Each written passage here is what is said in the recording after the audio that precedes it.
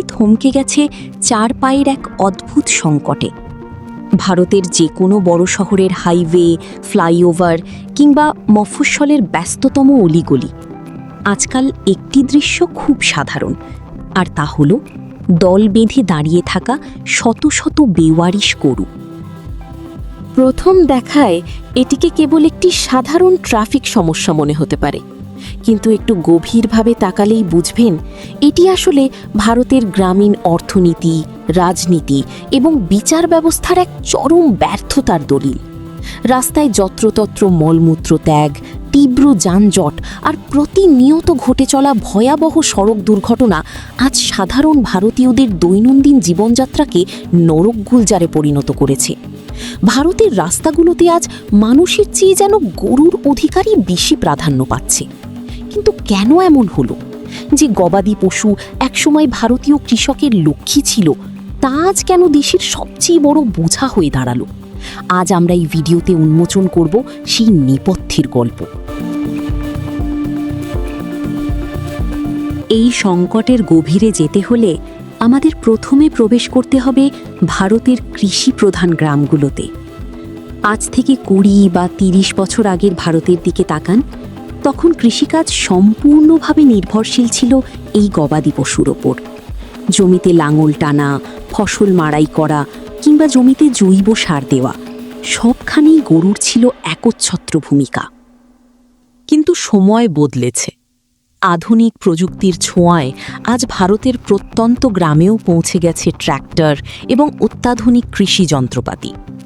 যান্ত্রিকীকরণের এই যুগে মাঠে এখন আর লাঙল বা বলদের কোনো প্রয়োজন পড়ে না।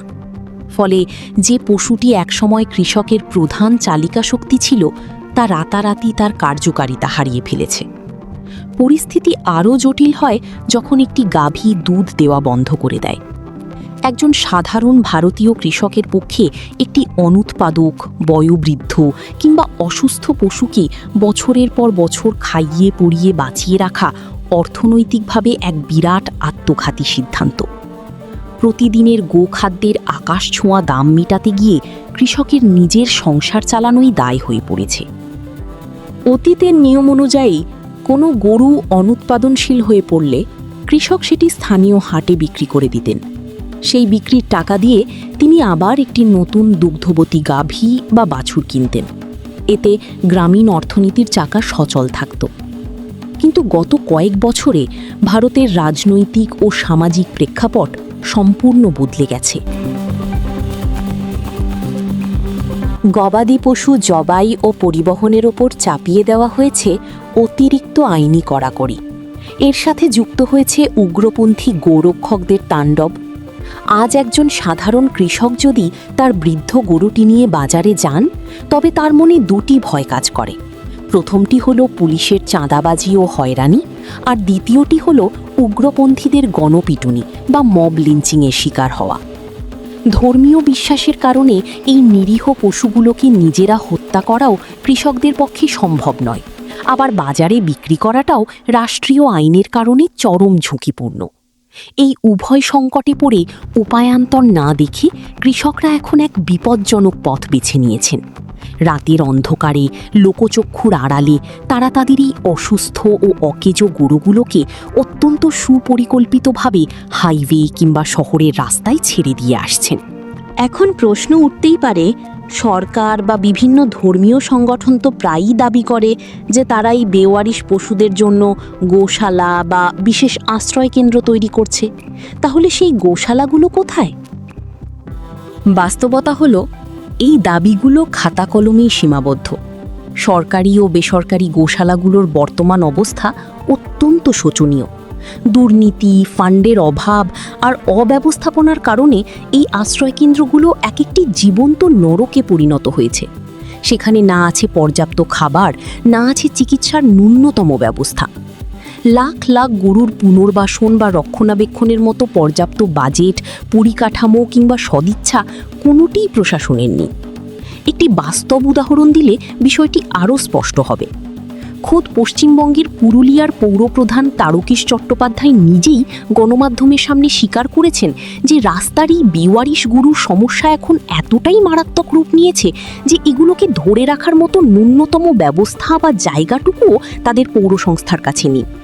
যখন একটি পৌরসভার এই দশা, তখন পুরো ভারতের চিত্রটা কতটা ভয়াবহ তা সহজেই অনুমেয়। এই চলমান সংকটের মধ্যেই এখন যোগ হয়েছে এক নতুন ও অভাবনীয় মোড়।